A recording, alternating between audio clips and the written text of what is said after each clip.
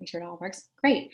I'm Janelle Abrahami. I first and foremost am on the board of the San Francisco Young Leadership Network. So I'm really excited that this is a virtual event that I can speak to all of you now from the West Coast. I am an organizational psychologist, a learning and development manager, and a career coach. So really my whole career has been about empowering women like yourself to maximize their potential in the career space and goals. So I'm really excited to be talking to you today.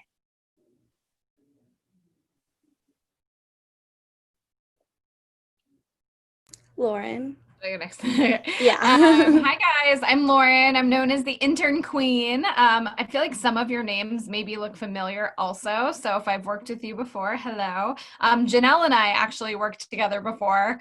She was one of the panelists at one of our Intern Queen parties in New York City years ago. So that's kind of a fun connection there. But I'm the CEO and founder of internqueen.com and careerqueen.com. We're a free career and lifestyle brand and platform. So you guys can go to either website, Intern Queen if you're in college, Career Queen if you're graduating college, and hopefully get information on how to get from point A in your college career to point B. I have 3 books out. The first came out a while back, but it's called All Work, No Pay. Get it? And that's the internship book. So it's really inexpensive on Amazon. Check that out if you're in the internship land. My book for graduates is called Welcome to the Real World. And my most recent book, which is about how to not feel so busy all the time, is called Get It Together. And then at Intern Queen, we also have a college marketing agency. It's called the IQ Agency or the Intern Queen Agency. And we help connect students with brands to be brand ambassadors. So if anybody is going to be still enrolled in school next year, we work with a ton of really cool brands, everything from like Tommy Hilfiger and Rag & Bone to Keurig and Dunkin'. We'd love to have you as a brand ambassador. So follow us on Instagram. It's at Intern Queen, and send us a DM there if you want more info, and we'd love to stay connected. So excited to join the conversation today. Thank you, and thank you both for joining us today. So I'll get started with some questions. So to start off, how have you guys seen the job search change due to the pandemic recently, and how do you think it will continue to look different in the post-COVID era?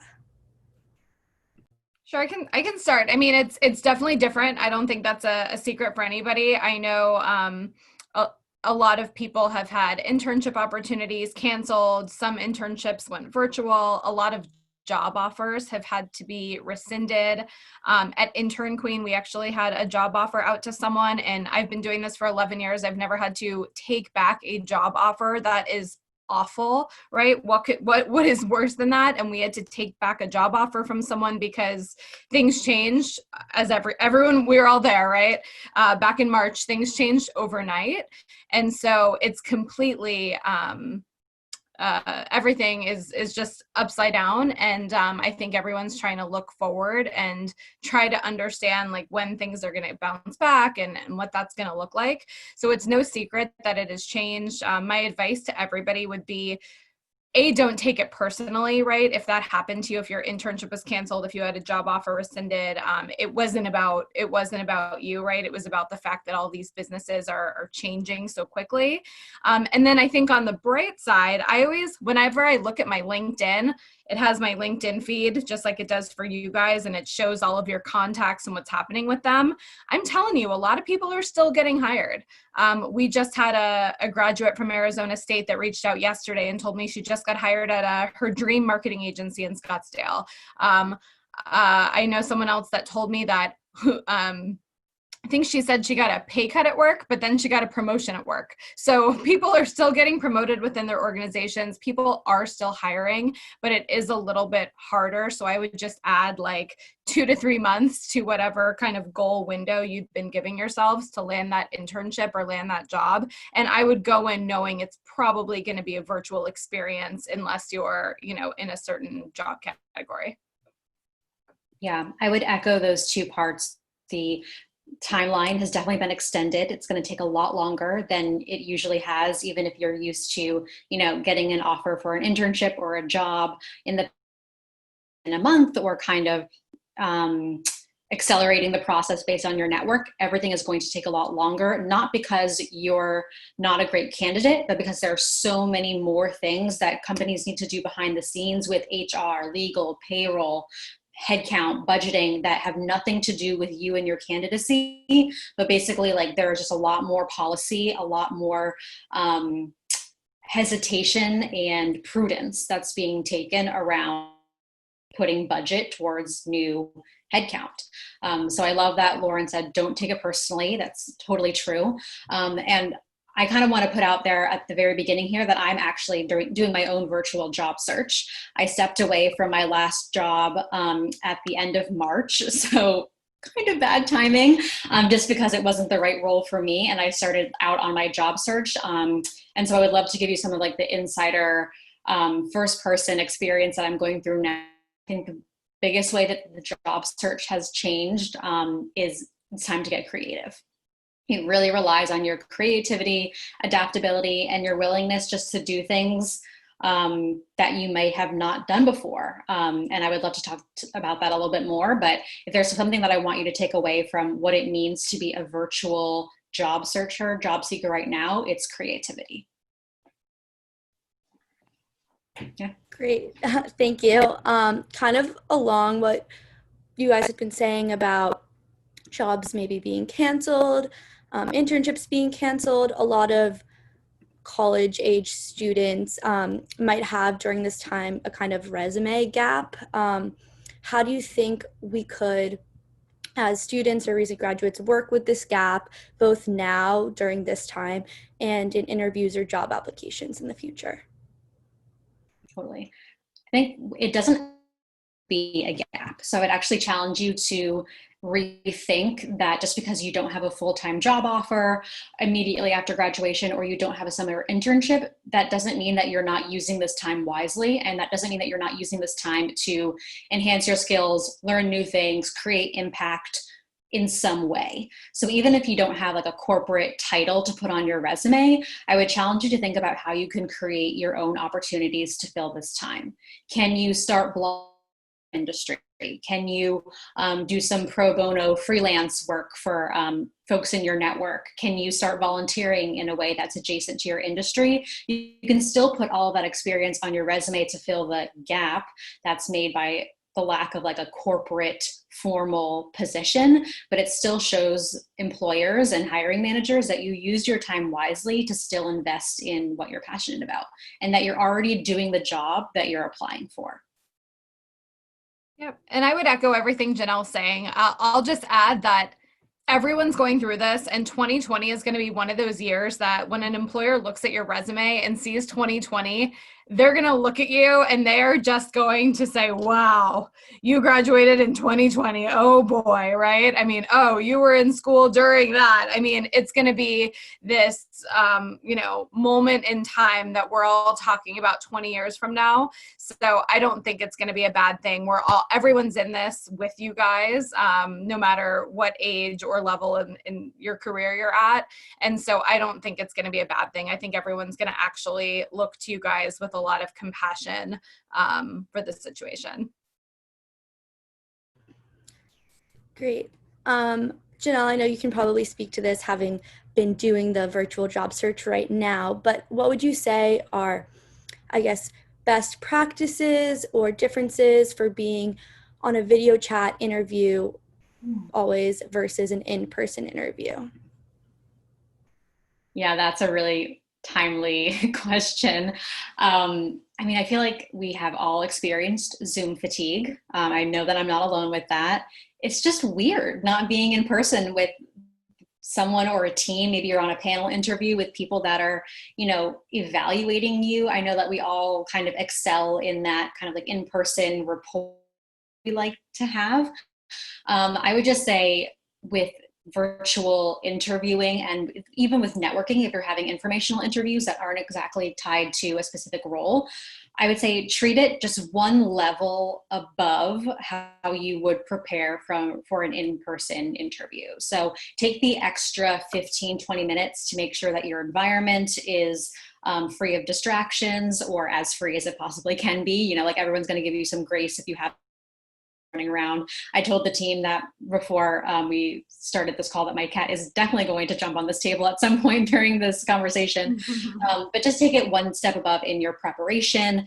Treat it as if you are going into the office or on site in terms of your appearance. I would say definitely test out any like audio, video link that they give you ahead of time.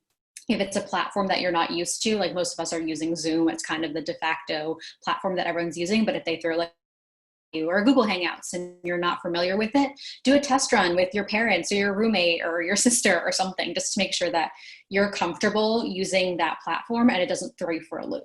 So I was actually in a project stage interview for a role that I was really excited about, where I was presenting to the hiring manager and 3 other people on the team this whole project that I put together based on a case study. And I thought it was going to be on Zoom. And the day before they changed it and gave me a Google Hangouts link, and I never else. And I didn't know that when I was presenting my screen so that they could see my deck, I couldn't see anyone's faces. And that really threw me for a loop, because I couldn't actually like see their facial reactions to what I was presenting. I couldn't see them talking when they answered my questions. So just be prepared for those little nuances in platform and make sure you know what you're getting into. Yeah, I love that. And then just make sure you know who's going to be on the call. My sister-in-law is applying for positions right now. She works in hospital administration, and a lot of the people she's interviewing with are actually in the hospitals right now, in the administrative units of the hospitals. And so they're in conference rooms next to each other wearing masks. And she was telling me that she was on an interview call and all these people were in a room together. She was at home, so they're all wearing masks. She can't tell who's who. And she forgot to write down who was on the call. So when she went to write the thank you note to follow up, she was looking at their LinkedIn pictures, but everyone's wearing a mask, so she can't figure out who's on the call. So I thought that was a really good story to share, and just a good note. And you can ask ahead of time if you can have the names of the executives that are going to be in the interview with you. If the person doesn't want to answer your question, they won't answer your question, right? But most people will tell you. And then, you know, when you are on Zoom, like right now, you can see everyone's first and last name. So I do encourage everybody to just take a note on that when you are doing an interview or some sort of networking session, so that you can follow up with the proper correspondence. Great, thank you. Another question that's kind of along that same vein, like even different, is that many employers now ask for candidates to record themselves answering questions as kind of a first step interview process. I've noticed it a lot with different internships. Do you guys have any tips for that, about how to prepare for that, but still look natural in your responses without getting a response back? Or do you know if there are any specific things employers may look for in those types of videos as they weed out applicants? Yeah, I would just say that whenever at Intern Queen, for example, whenever we're hiring for a position, we want the best fit for the position, not necessarily the best candidate on the planet. We had a situation recently where we interviewed someone, and she was awesome. She had done 1,000 things. I think she knows everyone on the planet. Like, this girl she was a rock star. She was super impressive. I'm sure she'll run her own business one day. But even though she was a rock star and did 101 things, she wasn't really the best fit for the position that we were hiring for. And I remember sitting on the phone with her and saying, like, that's all great, but do you know what this position is? Like, did you read the job description? Do you know what we're looking for? Because it was almost like she did too much. It didn't make sense.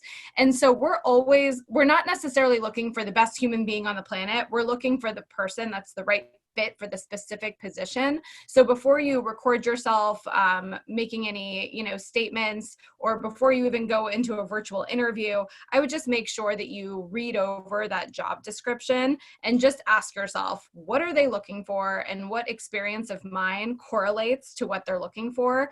And that's really what you should focus on when you're making these when you're making these videos. Yeah.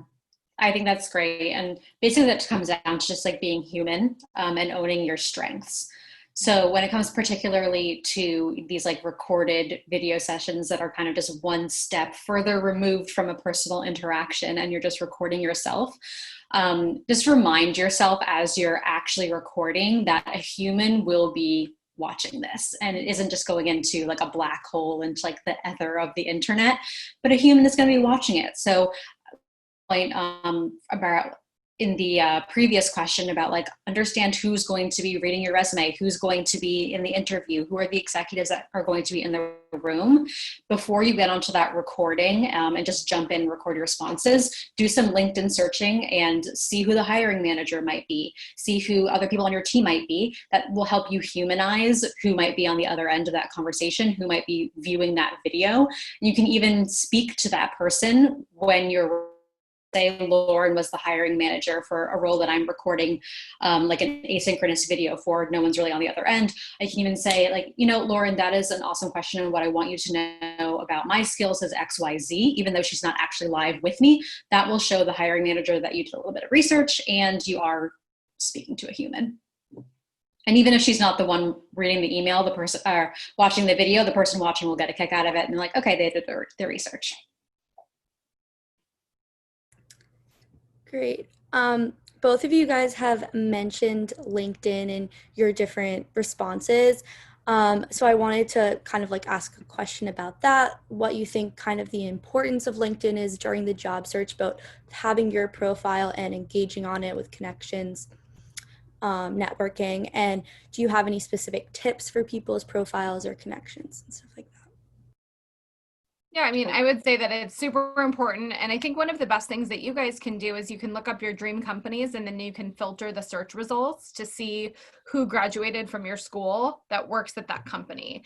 And that, I feel like that's one of those things that makes a stranger not so much of a stranger anymore, because you can reach out to them and say, oh, we have this great thing in common. We went to the same school. And will everybody get on the phone with you because of that? No. But will one person? Yes, I promise. You can find that, you know, those people that will be excited to connect with you. So I think using it in that way is important. And then just in general, I don't think you have to check it every single day. You don't need to obsess over it, but I do think checking LinkedIn once a week, looking at some of the updates, it is really interesting. It's also a great way to keep track of people that go from one job to another. So if you're interning at one company, your internship coordinator that you're close with might leave that company. And that means her work email isn't going to work anymore. So it's really important to connect with these people on LinkedIn, because that's how you'll stay in touch with them over the years and be able to, you know, stay connected as they go from job to job or company to company. Yeah, I might actually, well, first of all, I actually did that, reaching out, like filtering your dream company by the people who graduated from your school. Did that last week, found out this girl who I actually follow on Twitter was an NYU alumni. And I sent her an email with the subject line, quick question from a fellow NYU alumna. Happy to talk to me about her company. We had an informational interview the next day. She's passing my resume on to her network. So that's such a great tip. I might actually offer a different perspective on the importance of LinkedIn in your job search.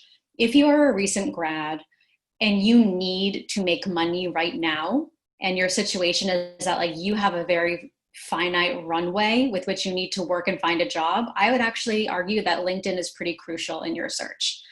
I am much every day, and it's the perfect starting point to have real conversations. So LinkedIn and applying for a job on LinkedIn is most likely not going to get you the job. Your network and your conversations and your persistence in having conversations with people is going to land you that job, but LinkedIn is really the crucial first step. So in terms of practical advice, I would really encourage you to make sure that your LinkedIn is crisp, polished, and it tells a very telling story about who you are as a professional. Even if you're just graduating this year, your class of 2020, or you're looking for an internship and you haven't graduated yet, it should still tell a story about what you're passionate about, what your strengths are, and the impact that you've made in the past. That will help anyone that you connect with on LinkedIn, even if it's a cold connection, a cold email, or you comment on their post and they look at your profile to understand who is this person, what can they offer, and why should I have a conversation with them. Then once you LinkedIn profile, it will give you just a little bit of a leg up when you start to reach out to folks who are second degree connections, or reach out to your first degree connections to ask for an introduction. It will just tell such a clear, more compelling story that will almost do the work for you, instead of you having to be like really strategic and saying, so I majored in this, but I'm really looking for this and XYZ. So I would say invest your time in LinkedIn to make it really polished, tell your story, and then go the next interacting and connecting with people. No one's going to know that you're out there looking for a job if you're just scrolling behind your screen, saving jobs on the job board. You need to start commenting on people's posts, adding your own insightful context in your comments, reaching out to folks, messaging saying like, hey, I love that post that you wrote or your article. It really spoke to me because of XYZ, and I'm looking to do this, would love to get connected. Then once you're connected with those people on LinkedIn, it's so much easier to send them an email, message saying, hey, can I grab 20 minutes of your time to talk about this one specific thing related to our mutual industry? I would say invest in LinkedIn. That was a lot. Yeah, no, that was very helpful. Thank you. Another question from me is, I know as we're talking about how the job market is, how it is, take more time. A lot of college students are wondering with this kind of job market that is it this the time to apply for further education? And Janelle, I know you got your master's. What do you think is your perspective on investing in further education? Like, should this be something people are doing now or waiting? Yeah. That's a great question. I think it cut out a little bit. So just to recap, you're asking, is this the right time to go back to school, invest in higher education, maybe get another degree, another certificate? Yes. Okay, great. Yeah, so I went to grad school about 2 years after I graduated undergrad. And I would say to anyone thinking about maybe using this time to go back to school, I would ask yourself, would you go back to school if the pandemic weren't happening and if it was business as usual, even though it's never going to be again? If you would still get that degree, get that certificate, invest in that program, then this probably is a great time to do yourself a little bit more time. But if you're looking at going back to school or trying a different program or totally pivoting in a new direction because nothing else is really panning out, I would really challenge that because it is a lot of money and a lot of time. Like going back to school is not cheap. And if you're in the position where you can just go back to school and it's something that you're really interested in, then this might be a great time. I would also kind of remind you that like classes same as they might have in the past. So you might not be going to that, like you call it, campus that you're really attracted to, or you might not get to go overseas for a program that you're interested in, but it might be virtual classes. And do you actually like that environment? Are you going to get burnt out by virtual classes? Think about the reality of what the experience might be, the time, energy, and money, financial investment that it takes. And if you would still do it, then yeah, this might be a great time. But if you wouldn't still do those factors, I would say take a little while to think about it. I feel like Janelle did a great job answering that. So before I get to the questions in the chat box, I kind of wanted to open the floor to see if anyone wanted to like ask a question, just speak. Yeah, time for Q&A.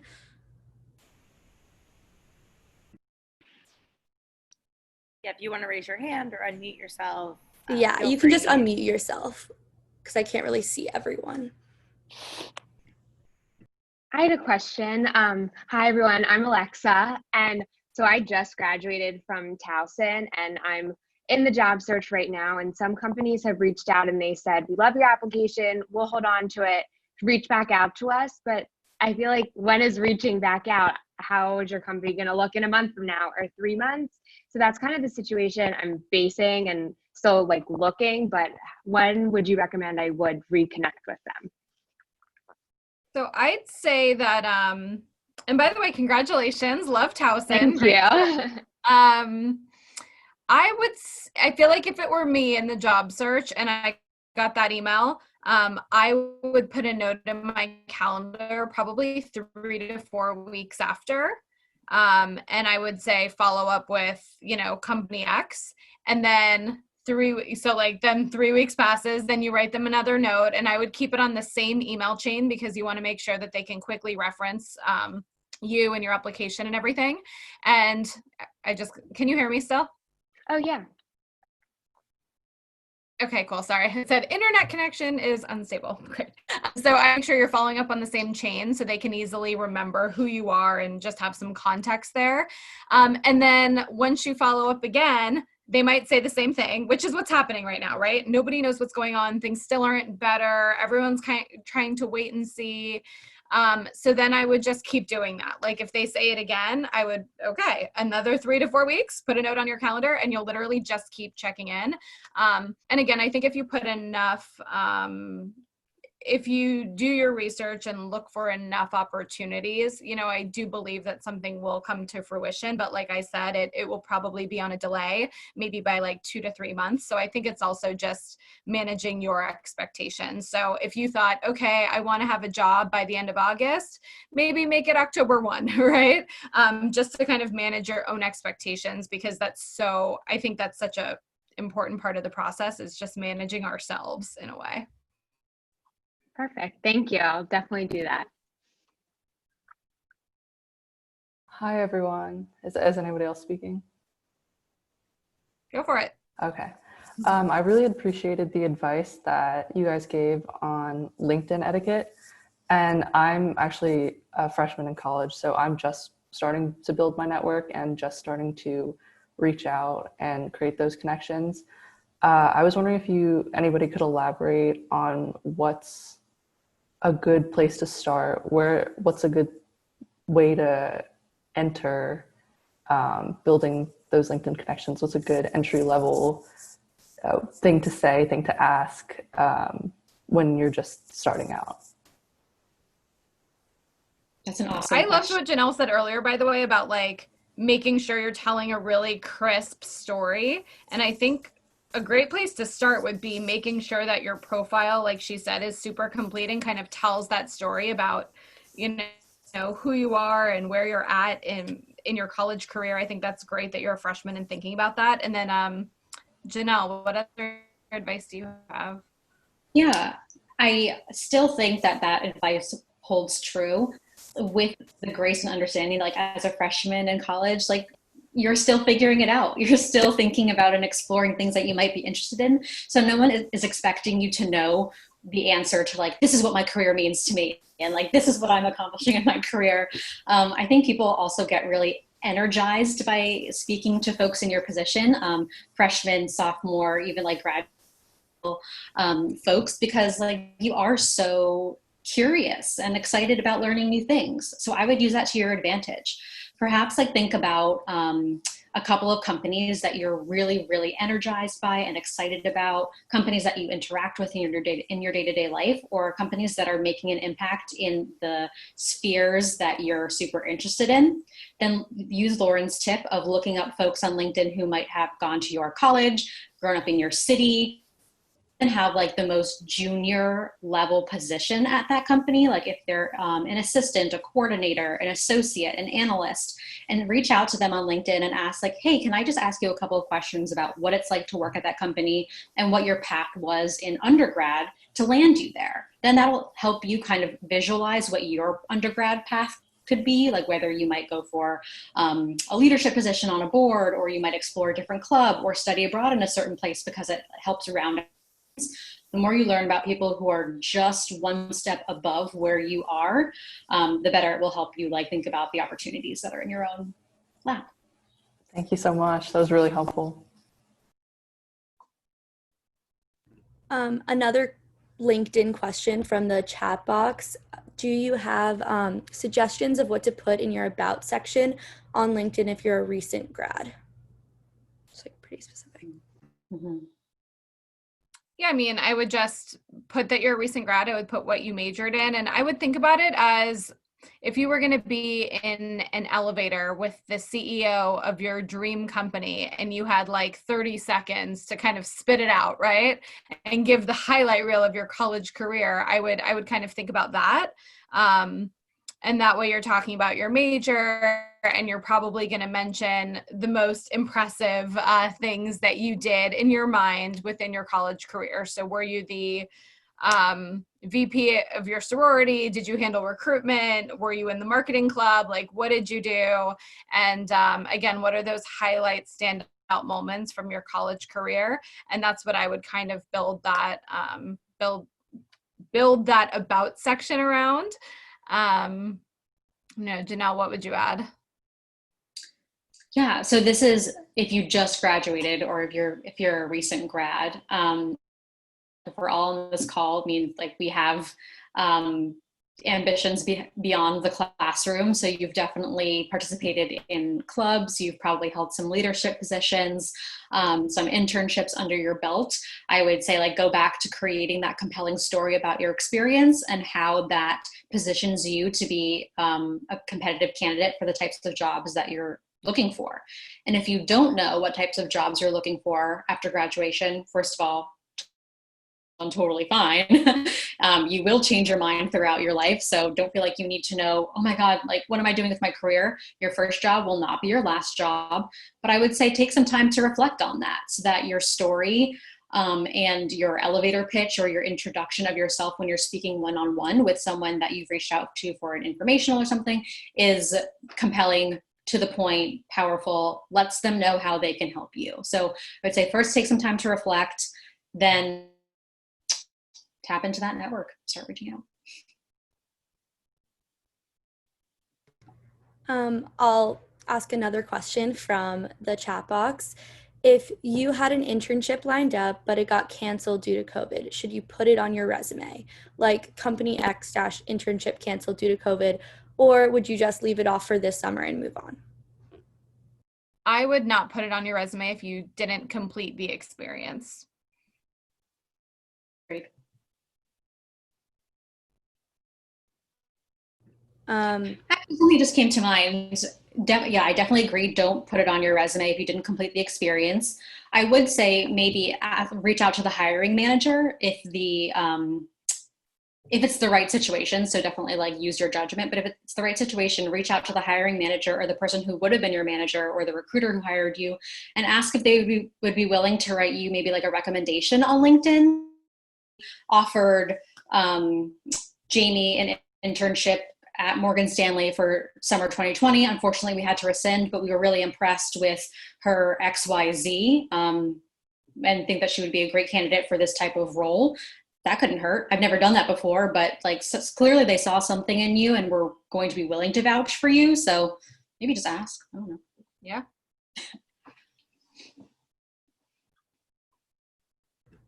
Another question from the chat is, how do you get the most out of an informational interview? What should you do to keep the connection after that first informational interview? Sure. So with an informational interview, I would suggest going in prepared with 3 to 5 questions. I also think it's important in informational interviews to be really mindful of the time. If the executive is only giving you 30 minutes, you need to be careful about how you pace the conversation, because you could probably spend 30 minutes just hearing, where they went to college and where their first job was. So I think it's important to go in sort of intentional and have a couple of questions. And you can even sort of, just like in a meeting, state the agenda at the beginning of the call. Janelle, I'm so glad you're meeting with me today. This is wonderful. I have about 4 questions prepared for you. And again, just thank you so much for taking the time. The first question I have is X, and that will remind the person you're talking to that there's still 3 more questions, right? Because you want to make sure to make the most of your time. But I think that great questions are, how did you get from college to career? I think it's really important to ask people that you do informational interviews with what a day in the life of their role is like, right? Like, I remember my first job was, I was an assistant at a talent agency. And thinking back, I had no idea what an assistant at a talent agency does. Like in terms of a day-to-day, like what do they, like, okay, it's 9 o'clock, they go to work, they sit at a desk, but what do they do next? So I think asking questions about the structure of people's roles and how they spend their time is crucial. I also like to ask, in both job interviews and informational interviews, what's the biggest challenge of your role, right? And if it was a job interview, I love when people say, what's the biggest challenge of this role? Because with every job comes pros and cons, right? And it's important to understand what some of those challenges are as you're thinking about your career path. And then I always like to ask at the end of an informational interview, you know, knowing that I want to go into a career in marketing and knowing that I want a career like yours one day, are there any other executives either on your team or just people that, you know, you have great relationships with that you recommend I connect with? And that just, they might not have anybody, but that just kind of gets them thinking about different people that they could potentially connect you to. So those are some of the things that I recommend for informational interviews. Nailed it. Yeah. Absolutely. Just +1 to everything.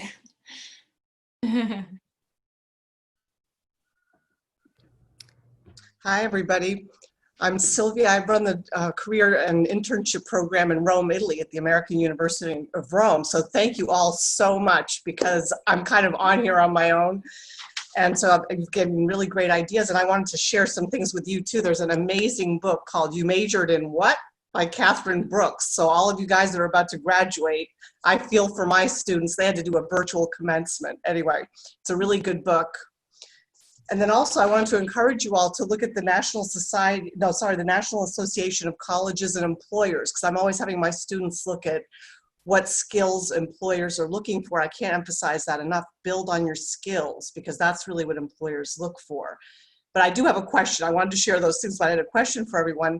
I have to convince some of my students to warm up to the idea of a virtual internship, which a lot of them are really not too keen on. But as you can imagine, because we're in Italy, there's also a language barrier sometimes. So some of them really have to do a virtual internship now, because the mission statement of the university is Rome is our classroom. We haven't really done virtual internships now, up until now. Do you have any advice as to how to pitch it to students to make it more appealing? Flexibility. Yeah, you know, I think that's so exciting that they get to do that. I mean, I think if anything, this might be helpful because it's almost more, they have so much more accessibility now potentially that more companies have to be open to virtual internships. I mean, they don't have a choice. Whereas before, I think a lot of companies did not want to experiment with virtual internships. Now they have to, and it does open up their candidate pool to students across the US and potentially across the globe as well. So I think that's really exciting. I always we've been doing, so Intern Queen has, as a business, has always had a virtual component for the past 11 years. So we've almost always had some sort, whether we have people in our office in Los Angeles or not, there's always been some sort of work from home or virtual component. And I always push all of our team members to try to, it's like you have to push beyond the screen, right? To really try to create those real relationships with people. But you can do that, right? Whether it's like sitting, and I know this isn't necessarily answering your question of how do you pitch it, but you know, whether it's like sitting on Zoom or FaceTime with your coworkers and eating lunch together and having a lunch date, right? Or saying, okay, everybody is gonna, you know, do this one day, or everyone's going to wear orange shirts on Fridays or something like that. I think there's ways to kind of push beyond the screen. But I think it's just such an exciting opportunity for them to network and connect not only with a company, but also with students from across the US or across the globe that are like-minded individuals. And my intern friends, they're the most successful friends I have. That sounds really bad, but seriously, the people that I met over the years at my internships, I mean, they're doing the coolest things in so many different industries. And I'm so lucky to have those opportunities and to have made those connections. And even if those experiences were virtual, I would still have those connections. So I just think it's so exciting for them, the accessibility they have there. Okay, thank you. No, thank you both. One more quick thing though is that I would also say that virtual and remote work is a skill. We're not all great at it, but it's something that we can learn to be good at. And it's a skill that's going to be in much higher demand going forward. Now that companies understand and they have seen that virtual work is possible, costs a lot less for them, saves them money to have some virtual employees, especially if they work in places that aren't these huge coastal cities where they can kind of like pay them less money for too. Virtual work and being able to manage yourself, work effectively, and collaborate remotely is a skill that one can put on their resume or talk about in an interview. So your students who have this unique opportunity to almost like have no choice but to do this virtual internship are learning a really valuable transferable skill that they can talk about for the rest of their lives. That's great. Thank you so much.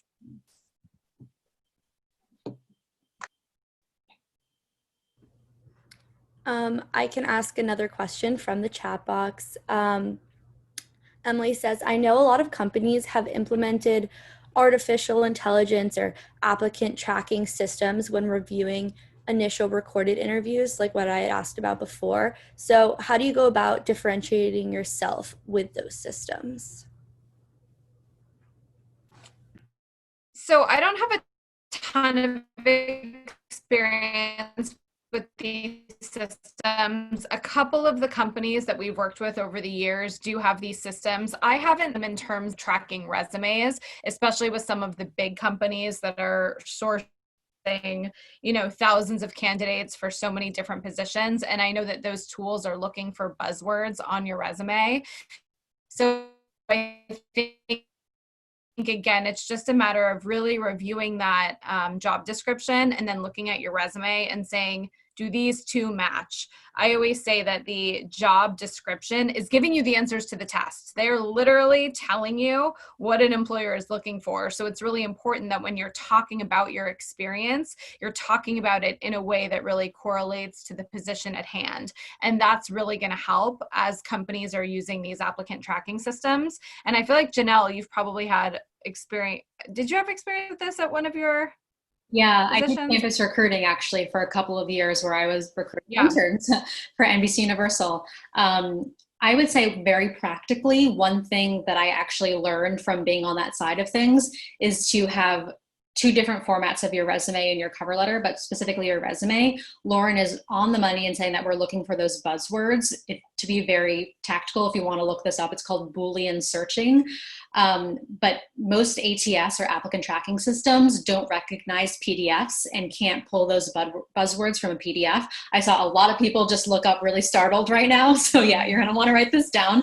But a Word document is much more conducive to these applicant tracking systems. So if you are uploading your resume to that like online portal, make sure that it's in a Word format. And then this should be part of your practice no matter what. You should always be reaching out to someone in the company saying, hi there, wanted to introduce myself. I'm Janelle. I just applied for the product manager position at company B. Attaches my resume XYZ. That resume should be a PDF. So you should have two copies of your resume, one Word, one PDF. The Word goes into the applicant tracking system. That's just like apply online, put it into that black hole so that it can parse out those buzzwords. And the PDF should go to like a person in an email. Hi, quick question. I asked a question. I'm a senior at Davenport in Michigan, and I'm a HR intern. I work with our experiential learning department. I actually attended a webinar about a week ago about applicant tracking systems, and I'm just curious, you talked a lot about LinkedIn. I know LinkedIn has recently partnered with an applicant tracking system, and AI goes a long way, especially with like facial recognition, looking at the camera, that sort of thing. How would you go about, I guess, they red flag students who, like, I guess, how do I want to say this? They like flag students who don't meet those requirements, but how would you go about like them specifically looking at your resume, even if you were flagged? Because a lot of times the students who get flagged for like a bad resume just get like tossed into a junk pile and never looked at again. So what I think I am interpreting as like getting flagged as a bad resume would be automatically sifting out applicants who do not meet basic requirements. For example, those requirements could be like, do you have a certain GPA? Are you authorized to work or intern in the United States without visa sponsorship, XYZ? Mm-hmm. In that case, I think in my opinion, there's very little you can do about that because those are basic like legal requirements for the internship or the job. And the Mhm. ATS applicant tracking system will kind of just like not let you proceed after that, because you wouldn't be able to be hired anyway, no matter how great your resume is, your candidacy.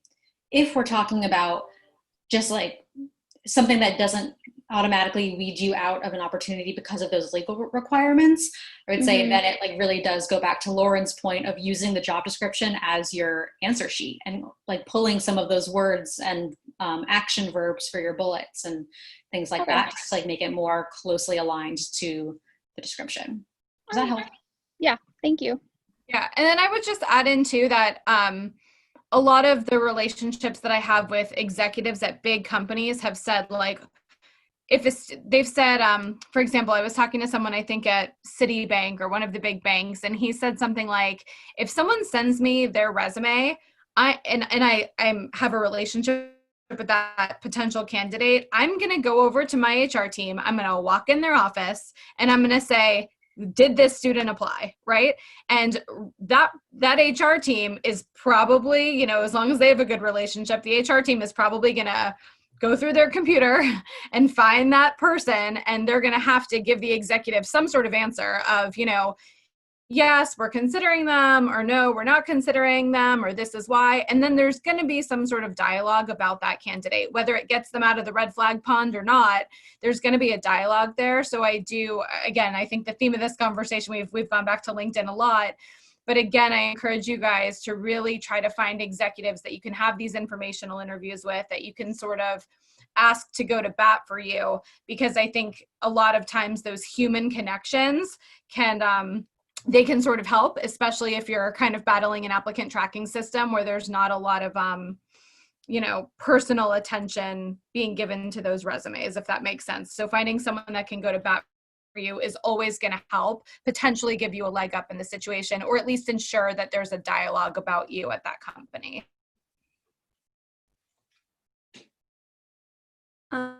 One last question from the chat box. As a rising senior, when should I start my job search, and how do I know when entry-level positions will be available?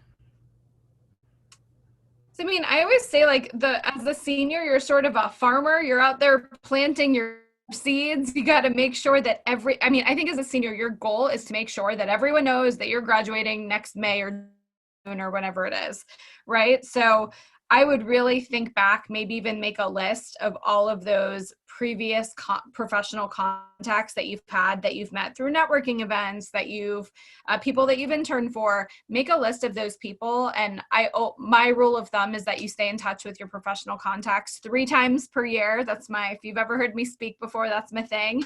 So that's once a semester. Basically, you're just reaching out to professional contacts. You don't have to ask a question if you don't have one. You can just say hello, you're checking in, you're thinking of them, remembering your former internship experience fondly. But make sure that you're making a list of those people and then reaching out to them to remind them that you're going to be graduating soon. I would say hold your favor cards. A lot of people think that when you're reaching out to professional contacts, you always have to ask for something. Again, you don't. Eventually, you are going to have a favor to ask, whether it's look over my resume, I saw you're connected to this person on LinkedIn, can you reach out? Hold the favor cards until you need them, because I promise you're going to need them at some point. But again, use senior year to kind of plant the seeds. And then there are some of the bigger companies in normal years do a lot of their hiring in that October, November timeframe for the next year, maybe like the Procter & Gamble's of the world. So I would just make sure that you're making a list of those companies that you do want to apply to work at, and that you're really aware of the hiring deadlines, because I haven't looked recently, but I know, again, some of the bigger companies do want to hire seniors in like the end of 2020 for summer 2021. So just make sure that you're aware of all the dates. And then I would say that, again, a lot of it's going to depend on the industry that you're going into. If it's like marketing, PR, that kind of world, then you're probably not going to really start intensively applying until March of the year you graduate.